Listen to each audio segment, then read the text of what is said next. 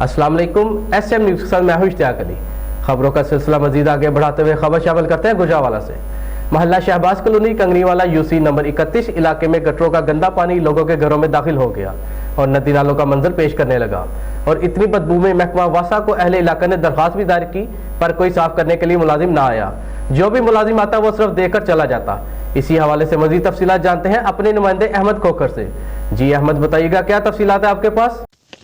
जी बिल्कुल, गुजरांवाला से मोहल्ला शहबाज कॉलोनी कंगनीवाला UC नंबर 31 इलाके में गटरों का पानी लोगों के घरों में दाखिल हो गया और इतनी बदबू में अहले इलाका ने दरख्वास्त भी दायर की, पर कोई साफ करने के लिए मुलाजिम ना आया। जो भी मुलाजिम आता है वो सिर्फ देख कर चला जाता है। जनाबे वाला घरों में गंदा पानी दाखिल हो चुका है और लोग बदबू से बेहद परेशान हैं। पहले ही कोरोना वायरस जैसी बीमारी फैली हुई है, इसके बारे में कोई नोटिस नहीं ले रहा और जनाबे वाला घरों में गटर का गंदा पानी खड़ा है। आप इस तस्वीर में देख सकते हैं कि किस तरह लोग परेशानी का शिकार हो रहे हैं।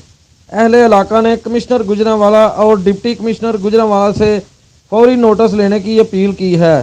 जी बहुत शुक्रिया अहमद, हमें तफसीलात से आगाह करने के लिए।